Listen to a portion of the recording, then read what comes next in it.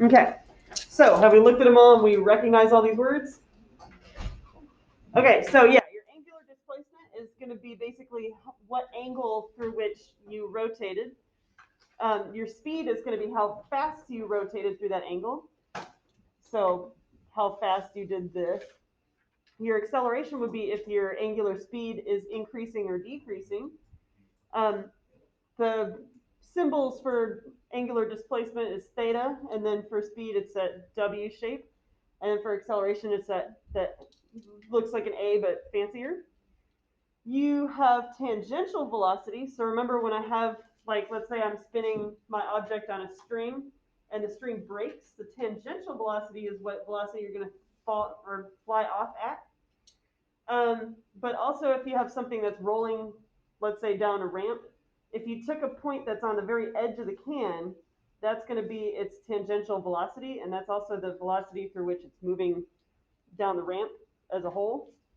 But remember when we did that ramp exercise, you also had to account for the kinetic energy of rotation.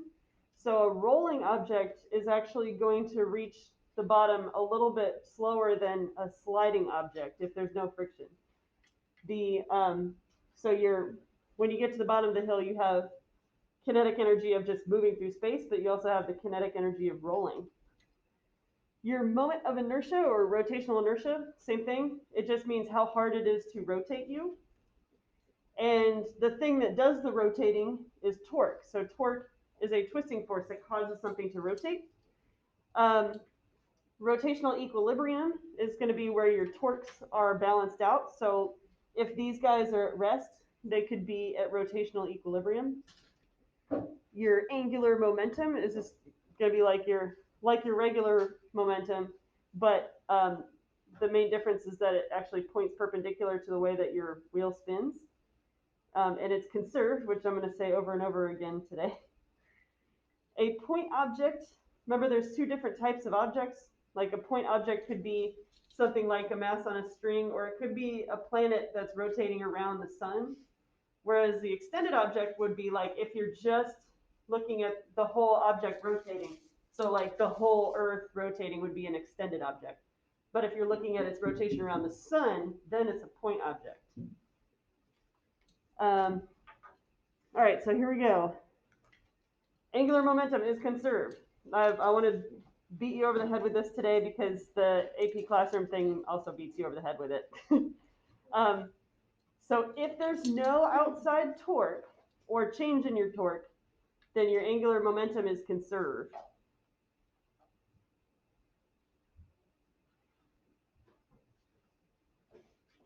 So, well, I'll let y'all write that and then I will explain the picture. Or, just write yourself little reminders.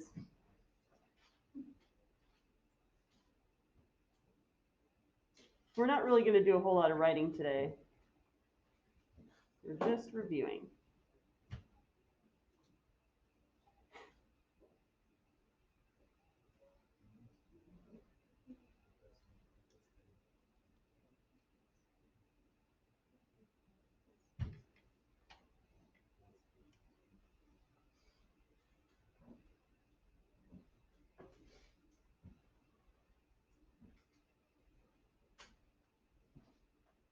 Okay, shall I explain my pictures?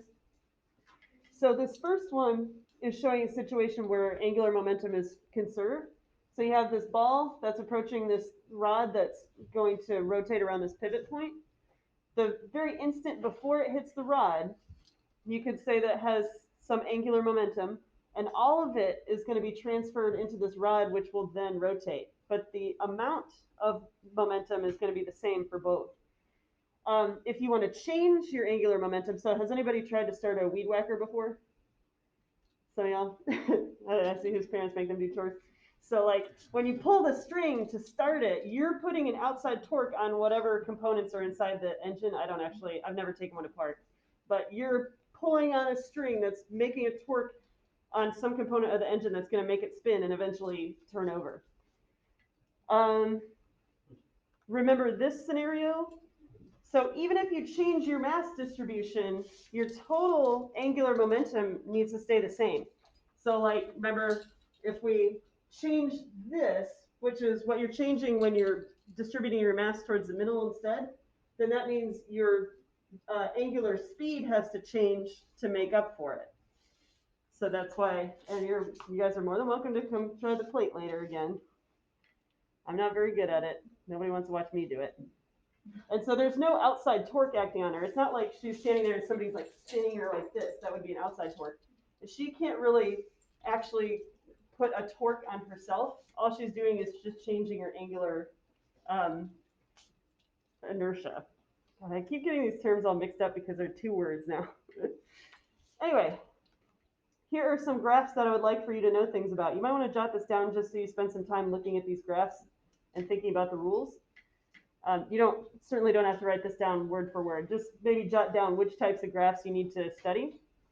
So all of those displacement versus time, velocity versus time, and acceleration versus time, except with the word angular in front of it. Got to know how to do all those and know what your slopes and areas underneath mean. Your torque versus time graph is going to be just like an impulse versus time graph in that, or no, force versus time, in that the area under it would be impulse. So in this case, the area under it is like your angular impulse. The one that we looked at on our bell ringer question just now, the angular momentum versus time, you just need to know that the slope of it is net torque. Ooh, there's the phone. Hello? Uh-huh. Yes. Sure. Thanks.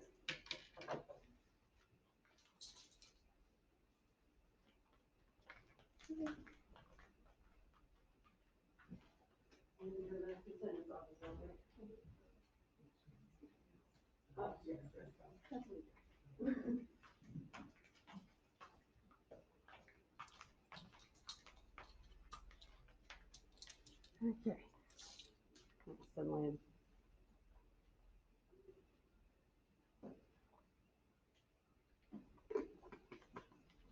Okay. So the last one that you need to know is the torque versus acceleration graphs. So this is what you're making last time in your little lab, but what you did was the opposite of what I have here. This one's torque versus angular acceleration. So this one, the y is on this side, so the slope of this would be your rotational inertia. But the ones you guys made were the opposite, where you had angular acceleration here and torque here. So the slope of this would be the inverse of your rotational inertia. They love doing that. They love flipping it around and making you use the word inverse.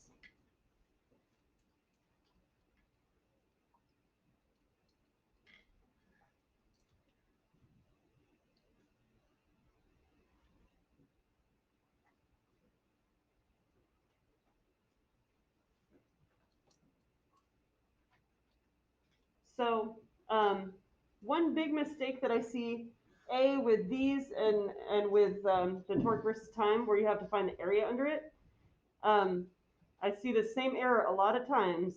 You need the area between the line itself and the x-axis, not the line itself and just the randomly placed bottom of the graph.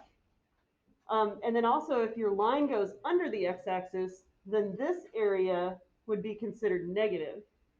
So this area minus this area would be your total area at that time. Does that make sense? Yeah, so if it's like that, you just subtract. Mm-hmm. Yeah, first you'd find this area and then subtract this area. And it's, again, really want to emphasize, it's between the x-axis and your line. Because I see a lot of people that will like try and give me this whole area for some reason, and it makes me sad.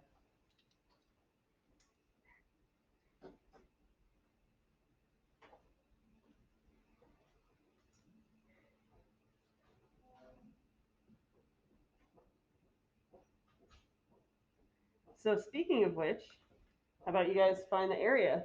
I know, I'm so mean.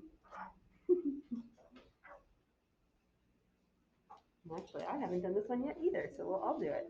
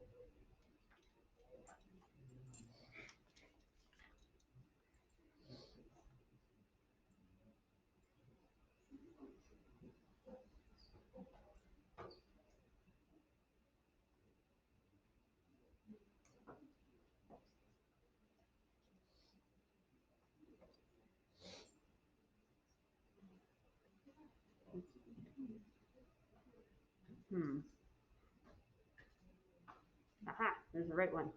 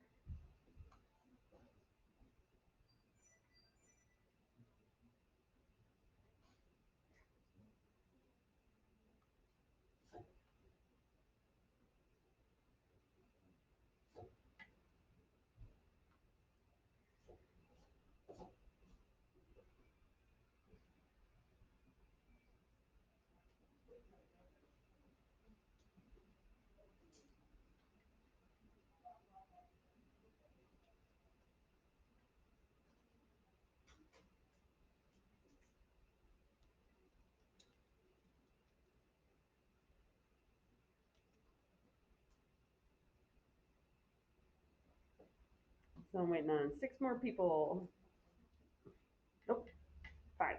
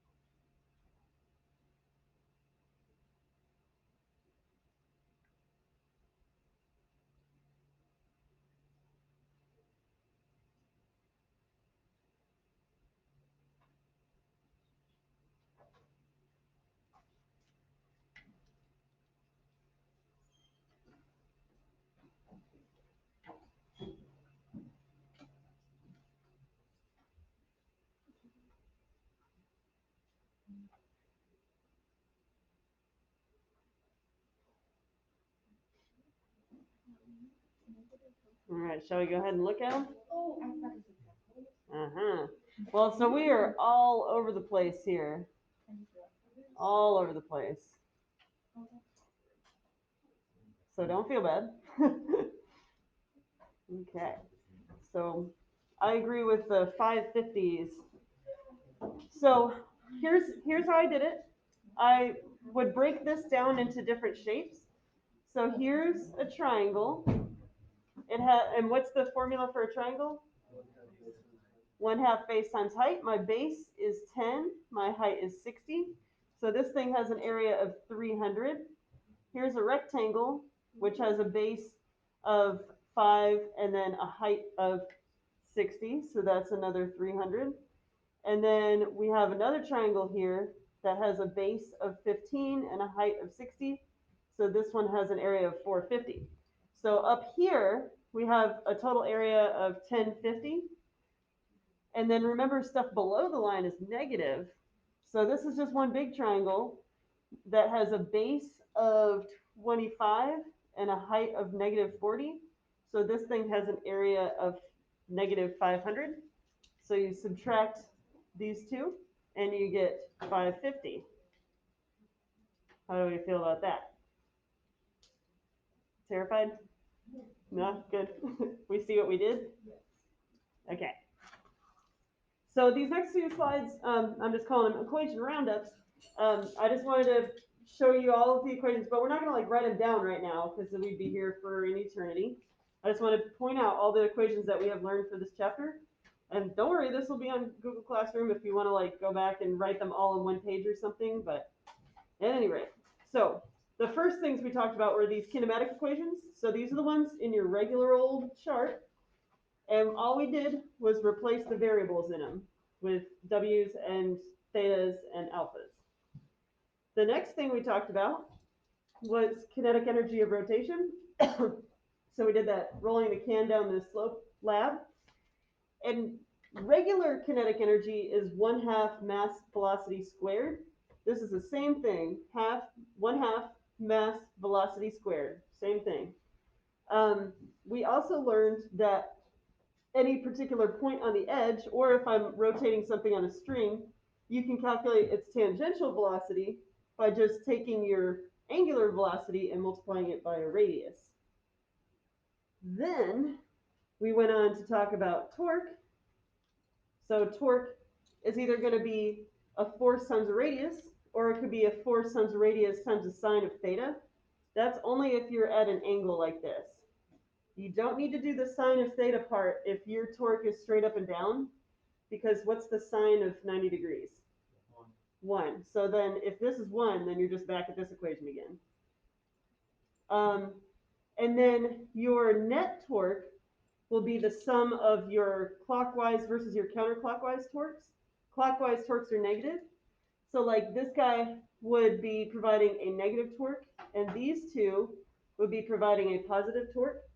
And if they add up to 0, then we are at equilibrium, which I would imagine this is. And so to further talk about equilibrium, so we did this experiment with the meter sticks. That was really frustrating, right? We also talked about why we put the doorknob over here rather than right next to the hinges, because that would be insane. It would take way more torque. And let's see, so if you have, so each of these things has just one torque acting on it. So what's probably going to happen is, well, so you have a net torque that's not 0. So that means your object is going to accelerate. So if I put some torque on this door, it's going to accelerate based on its rotational inertia. So this equation right here was Newton's second law of rotation, and it's basically the same thing as force is equal to mass times acceleration. Works in the same way. I put some torque on the door, and it's going to resist me a little bit, but it's also going to accelerate. Let's see. So now I have, oh, and so also remember that, you know, when you're doing a torque problem and trying to figure out if it's at equilibrium, you would set your clockwise torques equal to your counterclockwise torques. So if you're at equilibrium, those should equal out.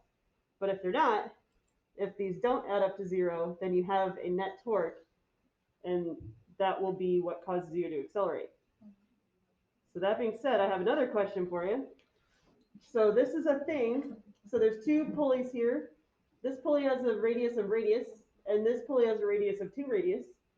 And then there's a mass hooked up to the regular radius, and there's a double mass hooked up to the double radius.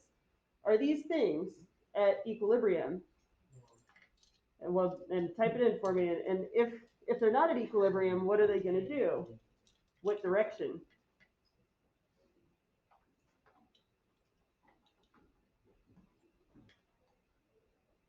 So tell me if they're at equilibrium, and if not, then what direction would they go?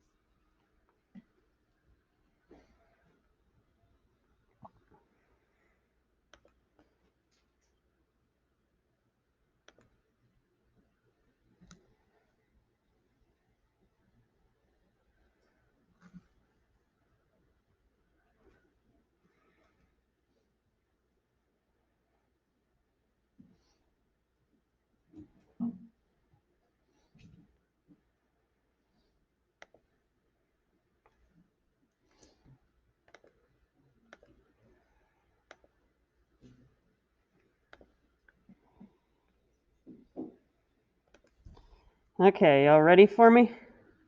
Or ready to look at them? Waiting on 2 more answers.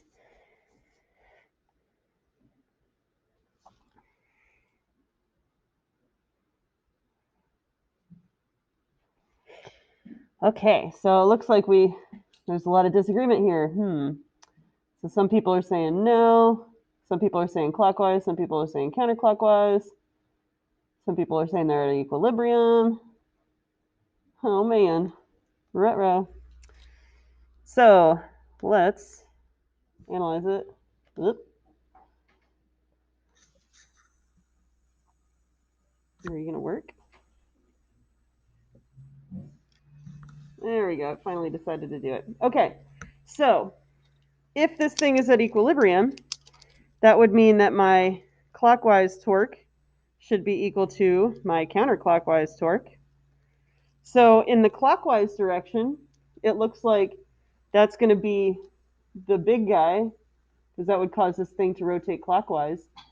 So it has a force times a radius, so it's force times radius would be equal to force times radius. So this thing's force, its force of weight, it's going to be 2 mg, and its radius is 2 radius. The other one has a force of weight of mg, and it has a radius of radius. Are these two terms equal? No, so it's not at equilibrium. Which way is it going to go? Clockwise, because this is much bigger. So yeah, it's going to rotate clockwise because they are not balanced. How does that look? Yeah. Okay. So the next thing we talked about was angular momentum. So remember that there's 2 different types of objects. The point object would be, let's say, just the moon going around the Earth, whereas the extended object would be the moon rotating, and you're studying just the moon. And if you have some changes in angular momentum, remember that's very much like impulse. So it's either going to be mass times change in velocity, basically, or torque times change in time. So it's just like impulse, because impulse is either mass times change in velocity or force times change in time. And this only happens if you have some kind of external torque happening. Your and then these are just for individual objects. So if you have a point object, you take its translational, or I mean, its tangential velocity, and just multiply it by its mass and its radius, the radius of its orbit. And then the extended object is just going to be mass times velocity, basically. Remember that objects can also collide. So, and the equations look just like the regular momentum equations. So each of these IW pairs is one object's momentum at that time. So the beginning of both of the equations looks exactly the same. It's just object one and object two. And in an elastic equation, you'll later have an object one and an object two, because elastic, they bounce off each other. So that's going to be like keywords like tennis ball. An inelastic equation starts off the same, but later the masses are stuck together, and then they'll have one final velocity. So keyword, they love using lumps of clay. If you see lumps of clay, 99% of the time it's going to be inelastic. Though I did see one question one time where they used lump of clay and it bounced off. So just be careful, but 99% of the time inelastic. So let's see if you remember this trivia question. In which type of collision is kinetic energy conserved?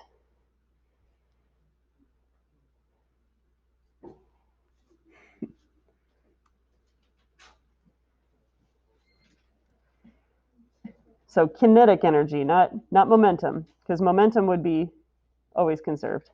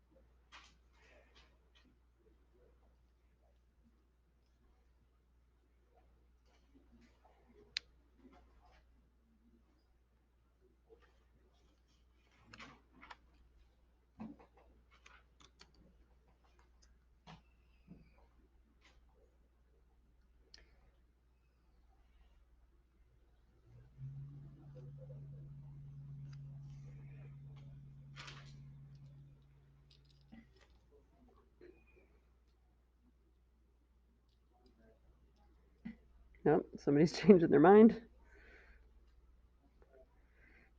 Aha! A lot of people are changing their mind to the right answer. Shall we look at it? Oh, somebody just changed back. All right, here we go. I agree with elastic. That's the one where it's conserved. It looked like there was a lot of like decision making back and forth. But yeah, so when you bounce off and they basically just transfer some momentum to the other one, and the total system momentum is the same, the total kinetic energy is the same. But with the inelastic collision, you lose some of your energy to basically the sticking together process. And the final velocity of both of them later will be slower. Okay, so here's a new thing, sort of. So we talked about, remember your buddy Keppler from when we were talking about gravitation and the planets rotating? So Keppler was the guy that talked about, so our orbits are not circular, they're ellipses. And then the thing that I like to call the pizza clock, which I put on the next slide, and then the golden ratio, which is just saying there's, that was that whole Fibonacci sequence conspiracy theory kind of thing, but also true. So the pizza clock thing was basically saying that the area covered here and the area covered here, if they're equal, then it will take the same amount of time to orbit this slice as it does to orbit this slice. So in other words, have you seen like a horribly cut pizza like this before? And the amount of time it takes to eat a like fat wide piece will be the same amount of time it takes to eat a long skinny piece because they have the same area. Exciting? So if this takes the same amount of time to orbit as this, but they went through totally different angular displacements, what does the planet have to do here to do the same amount of time as here? Yeah, it's going to speed up. Where is it going to be going the fastest?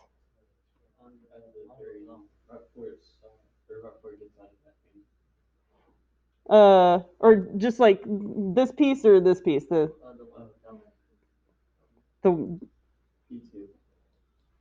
P2. Oh, there we go. Yeah. So yeah, I would agree that the wide slice, because it has to see how it's traveling a longer arc length. So your arc length would be this. It's traveling a longer arc length in the same amount of time as it's going this much shorter arc length. So here it must be going faster. So basically, your angular momentum for the system, the planet orbit system, has to stay the same the whole time, mostly, sort of. So that means that in this case, your inertia, like your rotational inertia, is due to the fact that the mass of the system is spread out differently. So when you're this piece is basically when you're spinning and your arms are spread out, the mass is spread out. But then here is where the mass is closer together, so it's basically gathered its mass in the middle, so it's going to go faster. Exciting? So basically, you're looking at your point object here. If you look at the actual angular momentum of it, your radius is getting smaller here, so your tangential velocity is going to get faster. Okay, I had just some general tips for the experimental based AP questions. I'll just like read through them real quick because there's a lot of experiment based questions in this one. So, and you don't have to write this down. I just wanted you to be aware. So first off, always try and like fit an equation to what they're doing. Usually they're just trying to find whether or not you measured one of the variables that's literally in the equation. Half the time they even give you the equation and they're like, the equation has mass and radius in it. So we measured the radius. What else do we need to do? And it's supposed to be like Dora Explorer. Like they pause and wait for you to say, measure mass. Sometimes they want you to fit it to a graph or think of what graph you'd need to make. And then they'll want you to predict what other thing needs to be on the graph. And then sometimes if you have a graph, remember how I keep talking about slopes and the inverses of slopes? There's quite a few of those type of things. So they'll have a graph and they want you to find the slope or the area or the inverse of the slope. Okie dokie. So we have one last thing. I wanted to do an example and then I will turn you loose. So this is a cylinder and it's rotating and it has a mass of 13 kilograms and a radius of 1 meter. It's rotating with an angular speed about a fixed vertical axis. And then we put a piece of putty on it. And the putty is going to be just dropped. I guess we're just assuming it's like being dropped right above the surface. So it's not like free falling. It's not going to gather velocity. And then it sticks to the cylinder. So first we want to figure out the initial angular momentum of the disk. And then we want to figure out the final angular speed of the system. Does this sound too scary to do? We just give up? Yeah, there's an idea, right? So, no, we're not going to necessarily just give up. Okay, so the camera's all screwed up now. Okay, whatever. All right, so here's my disk. That didn't do a very good job. Here's my disk, and it has a radius of 1 meter. and it has a mass of 13 kilograms. Then we're going to drop a blob of clay on there at 0.9 meters. And the blob of clay has a mass of 0.250 kilograms. And then the disc, let's see, how do I make it look like the disc is rotating? I don't know. So it has an initial angular speed of 5.5 radians per second. And that's all the information they gave us. So part A wants to find the initial angular momentum of just the disk. All right. So we have a variety of equations to choose from for angular momentum. But since we have this and we have enough stuff to get I, we're going to use this equation.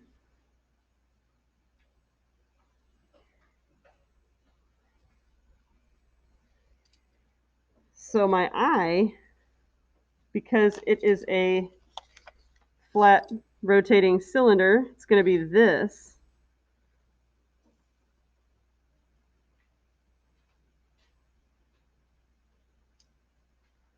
So my I is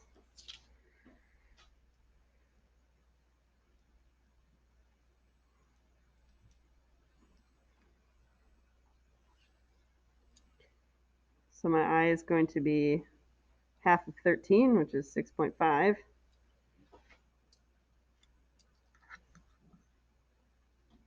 And then I just bring it over here.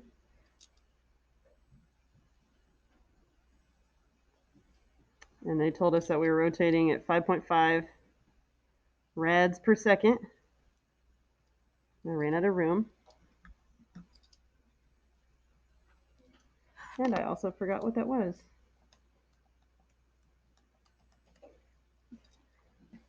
So my initial angular momentum is 35.75. And let's see, so it'd be kilogram meter rads. That's kind of stupid. Actually, there'd still be an S in the... We don't care so much about the units because they're ridiculous. So that's the initial angular momentum of just the disk. And what we're going to do is drop that clay on it. So what type of collision is this probably? Inelastic, yep, because clay usually is sticky.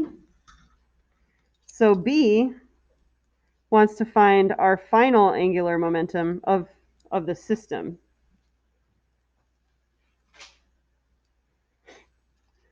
Oh boy. So it's an inelastic collision. So we use that equation. So this is of the disk and angular momentum of the clay. And they stick together, so their rotational inertias, are added together. And then they will have a final angular velocity, and that's the thing we want. With me so far? Okay, so the clay, I guess we're just imagining we're dropping it directly on top of the thing and it doesn't have time to like get velocity or anything. So we're just going to call the initial angular momentum of that clay 0. They could have really put the hurt on you if they wanted to like drop it from a height of 10 meters onto this thing and then figure it out, because then it would have some velocity and we'd have to figure out its angular momentum, but nah. So we're going to call that 0. We're just dropping it right on top of it. And we just figured out this in the last problem. We know this too because we found that out here. So the one thing we don't know is this for the clay. And that's when we panic and quit. Finally. Nope. So remember that, well, okay, so the clay is basically going to be like a point object that's rotating along with the disc like this. So its rotational inertia is going to be this one. Remember, the hoop is the same thing as a point mass because the mass is on the outside. And it's a very easy little equation there. It's just mass times radius squared. Shoot, I didn't leave myself any room to do that. So the I of the clay, mr squared. Maybe we'll even write point object. So we'll remember why we did this. So it's just mass times radius squared, so its mass is really small. And I didn't leave myself enough room.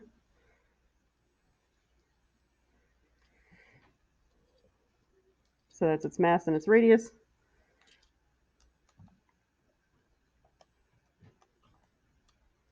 Okay, so it has a rotational inertia of 0.203 basically. And now we can plug stuff in because I have that, I know that, and I know that. And this is what I want. So here we go. Oh, that's gone.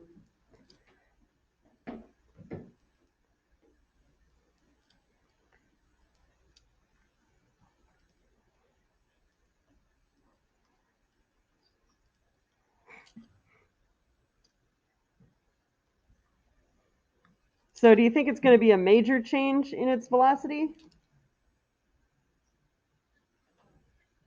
Yeah, I wouldn't say so. This is barely any different. So 35.75 divided by this stuff.